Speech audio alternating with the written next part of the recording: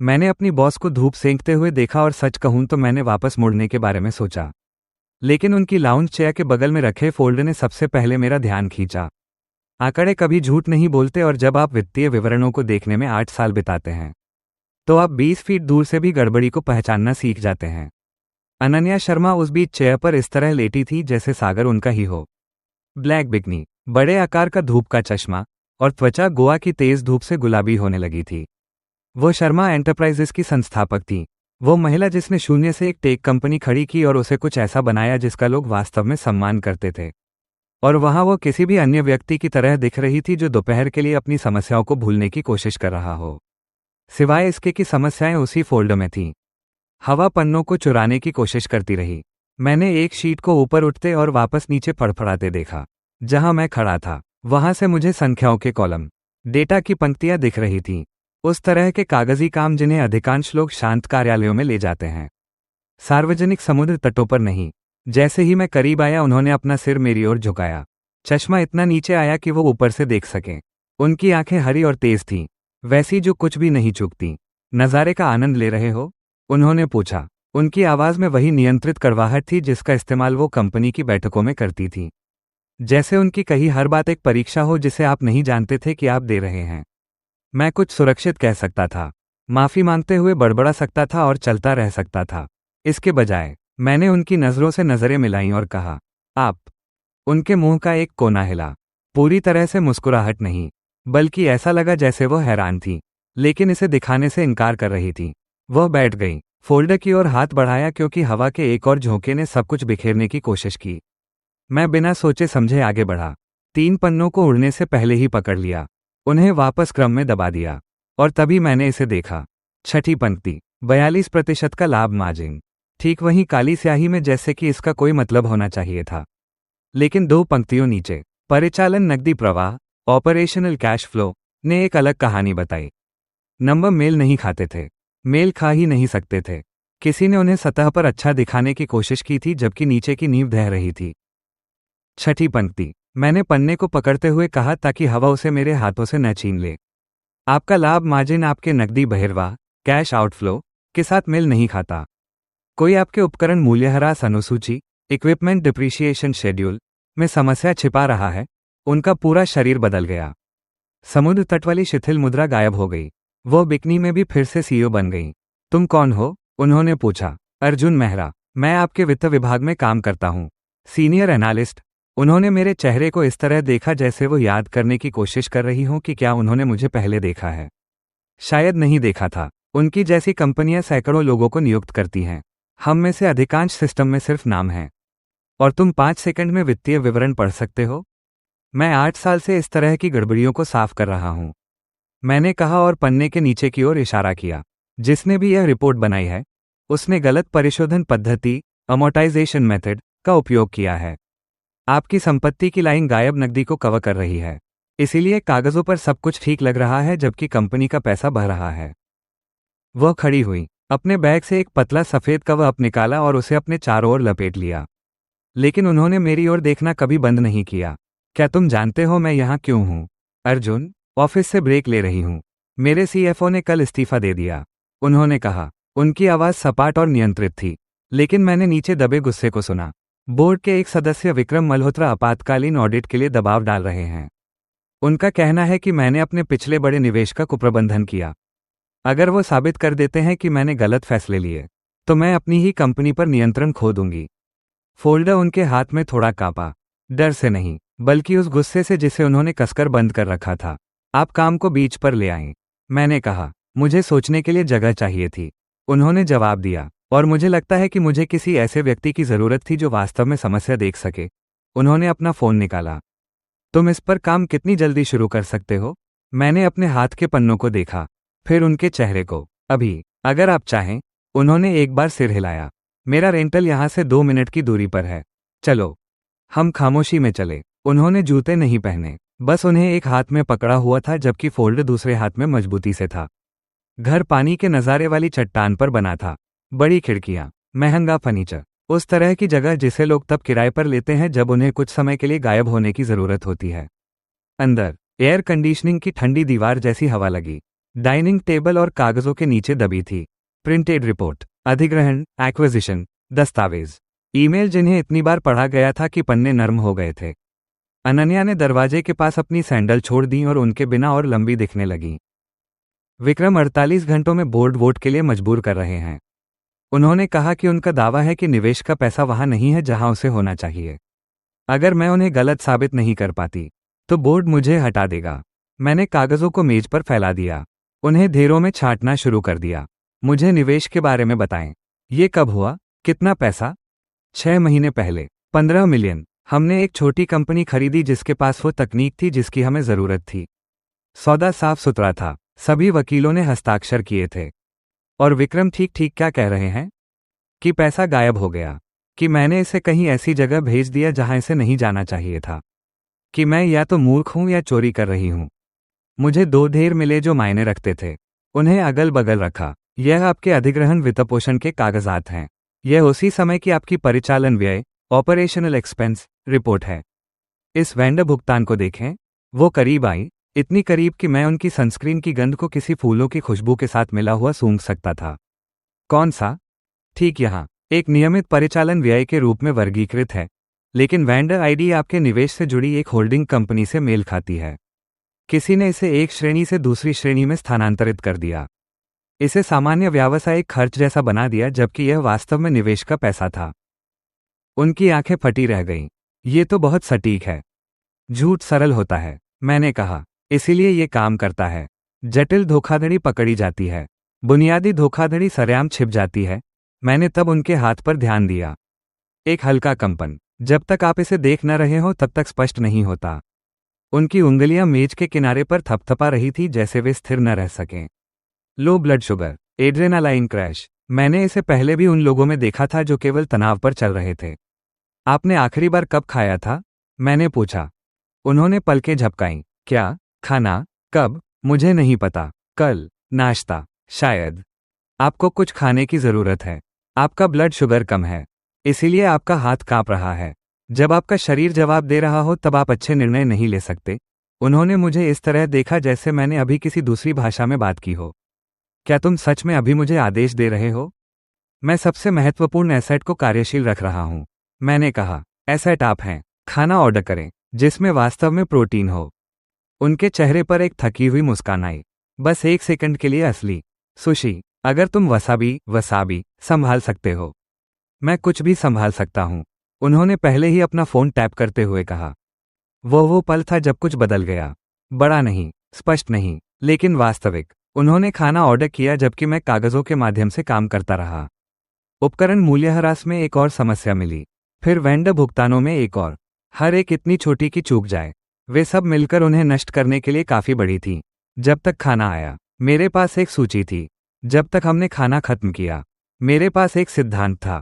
रात के 2 बजे तक मेरे पास सबूत था। Vendor code T884। ये 6 महीने के रिकॉर्ड में 12 अलग अलग जगहों पर दिखा।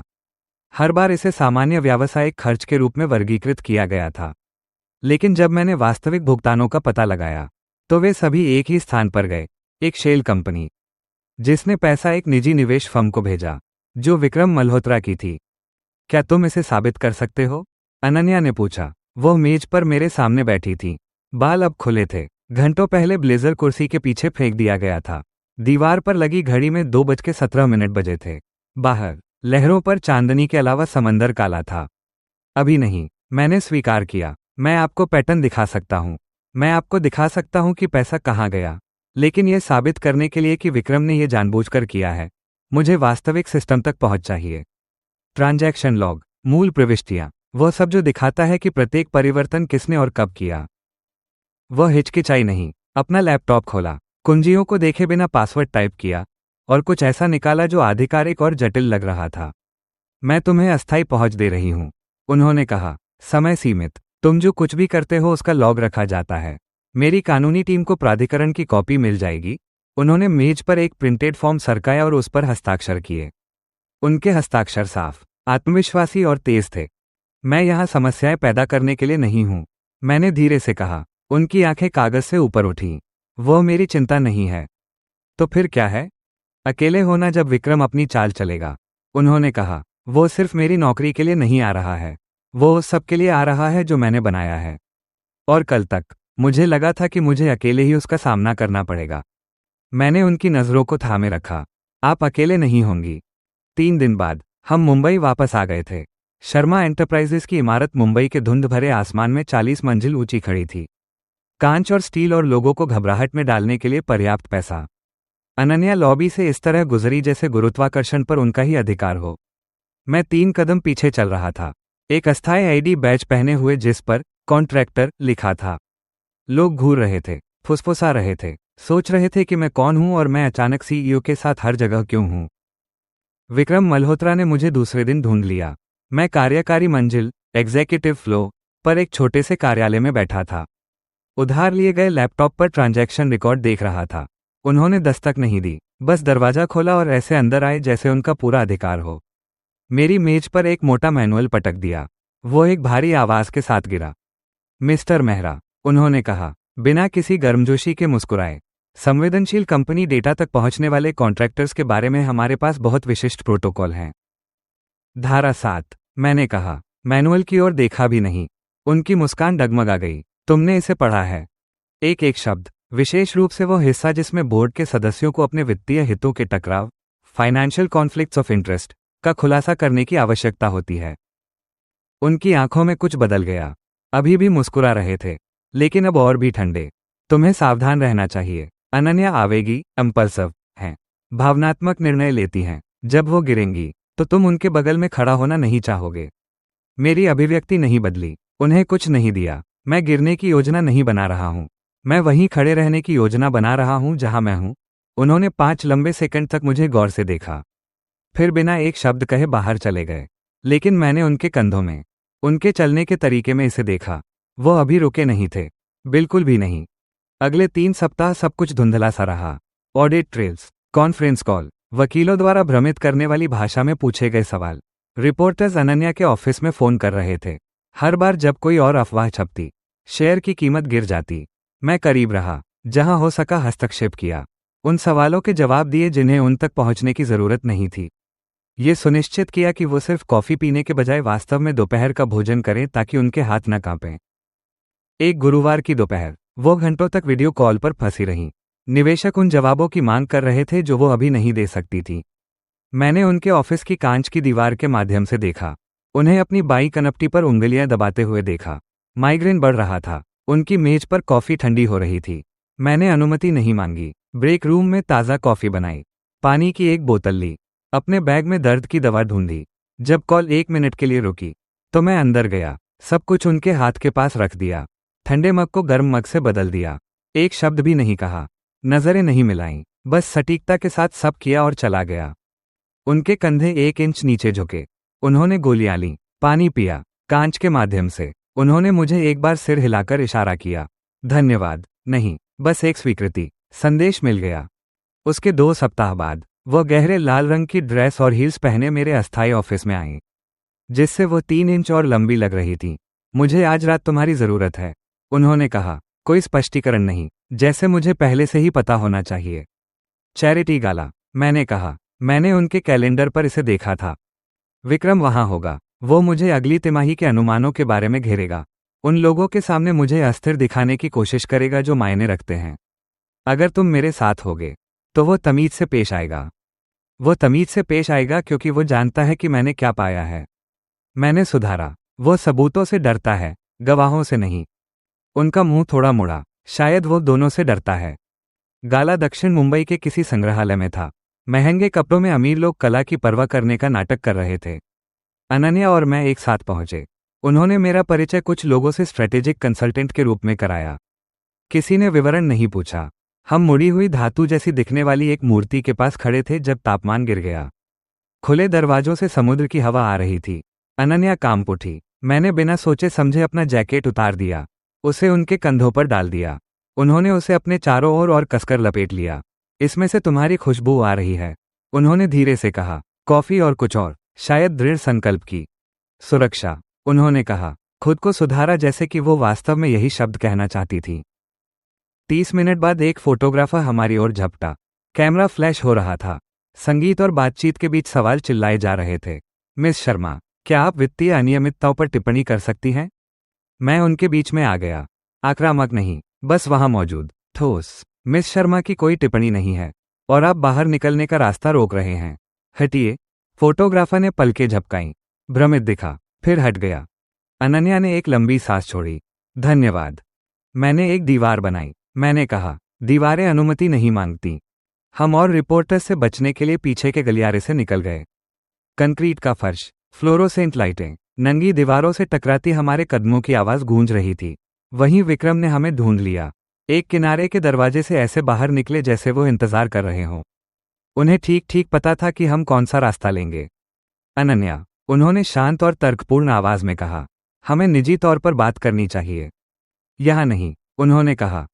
उन्होंने उन्हें नजरअंदाज किया और मेरी ओर देखा। अभी भी बॉडीगार्ड बने हुए हो, मेहरा? मैं आगे बढ़ा, धमकी भरा नहीं, बस ज्यामितीय रूप से। मेरा शरीर उनके बीच एक बाधा बन गया। एक रास्ता चुन लो, मल्होत्रा, या तो मैं मायने रखता हूं या नहीं। तुम बोर्ड के काम में दखल दे रहे हो। आप एक प्रतिबंधित गलियारे में खड़े हैं, मैंने कहा। आवाज का स्तर स्थिर था। यहां सुरक्षा कैमरे हैं। 3। उनकी आंखें ऊपर उठीं। उन्होंने ध्यान नहीं दिया था। अनन्या मेरे बगल में खड़ी हो गई। जानबूझकर, दृश्यमान, सार्वजनिक रूप से किया गया एक चुनाव। विक्रम फिर भी उनकी ओर झुके, उनके निजी स्थान में घुसने के लिए काफी करीब। आज रात इस्तीफा दे दो, उन्होंने धीरे से कहा। कल की शर्मिंदगी से खुद को बचा लो। बोर्ड पहले ही मन बना चुका है। मैंने उन्हें छुआ नहीं, अपनी आवाज नहीं उठाई, बस एक बंद दरवाजे की तरह उनके रास्ते में खड़ा रहा। एक और वाक्य जो धमकी जैसा लगे। मैंने कहा, और मैं सुरक्षा फुटेज का अनुरोध करूंगा। आपके वकील उसे गायब नहीं कर पाएंगे। तुम झांसा दे रहे हो। मैंने अपना फोन निकाला, स्क्रीन को 2 बार टैप किया। टाइम स्टैम्प, स्थान, मौजूद गवाह, दस्तावेजीकरण शुरू। अनन्या की आवाज बर्फ जैसी ठंडी हो गई। अभी हटो, विक्रम। उनका चेहरा बिगड़ गया। अपने पालतू जानवर का आनंद लो। अनन्या, मैं आदेशों का पालन नहीं करता, मैंने धीरे से कहा। मैं तब तक अपनी जगह पर डटा रहता हूं जब तक काम पूरा नहीं हो जाता। वह चले गए। अनन्या ने उन्हें जाते हुए देखा, फिर मेरी ओर ऊपर देखा। तुमने तीनों कैमरे देखे थे? दरअसल, मैंने कहा, एक एग्जिट साइन में छिपा हुआ है। आधी रात के बाद ऑफिस वापस आने पर शहर नीचे रोशनी के ग्रिड में फैला हुआ था। अनन्या अपने ऑफिस के फर्श पर बैठी थी, जूते उतारे हुए, पीठ सोफे से टिकी हुई। वह थकी हुई लग रही थी, मानवीय रूप में, जैसा उन्होंने व्यावसायिक घंटों के दौरान कभी अनुमति नहीं दी थी। मैंने उनकी मेज पर टेकआउट का एक बैग रख दिया। थाई खाना अभी भी डिनर माना जाता है।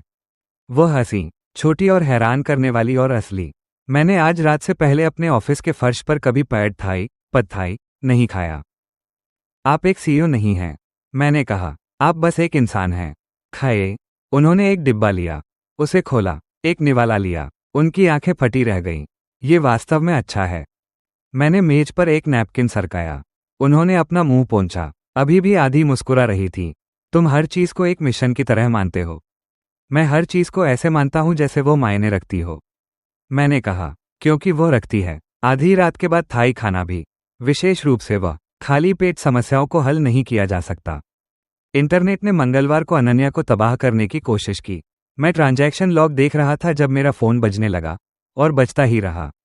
उन लोगों के संदेश जिन्हें मैं मुश्किल से जानता था, उन वेबसाइटों के लिंक जिनके बारे में मैंने कभी नहीं सुना था, उन सभी में एक ही चीज दिख रही थी।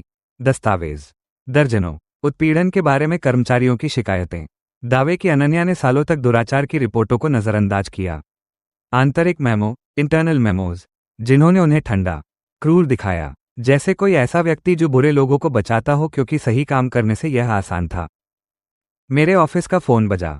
अनन्या के सहायक की आवाज घबराहट से भरी थी। उन्हें अभी तुम्हारी जरूरत है। अनन्या का ऑफिस सामान्य से छोटा लग रहा था।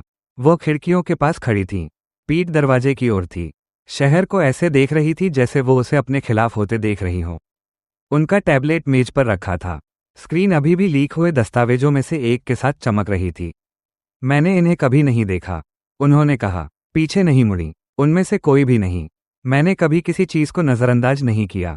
मैंने कभी किसी को नहीं बचाया जिसने मेरे कर्मचारियों को चोट पहुंचाई हो। मैंने टैबलेट उठाया, पढ़ना शुरू किया। प्रारूप आधिकारिक लग रहा था, कंपनी का लेटरहेड, हस्ताक्षर जो असली लग रहे थे, लेकिन कुछ गलत लगा। मुझे फाइलें चेक करने दें, मैंने कहा। वह तब मुड़ी, उनकी आंखें लाल थी लेकिन सूखी। क्या फायदा? बोर्ड ने कल दोपहर आपातकालीन बैठक बुलाई है। विक्रम पहले से ही लोगों को बता रहे हैं कि मैंने काम करने का माहौल जहरीला बना दिया। शेयर 1 घंटे में 12% गिर गया। मुझे मूल फाइलें दें, स्क्रीनशॉट नहीं, वास्तविक PDF। उनके सहायक ने 3 मिनट के भीतर उन्हें भेज दिया।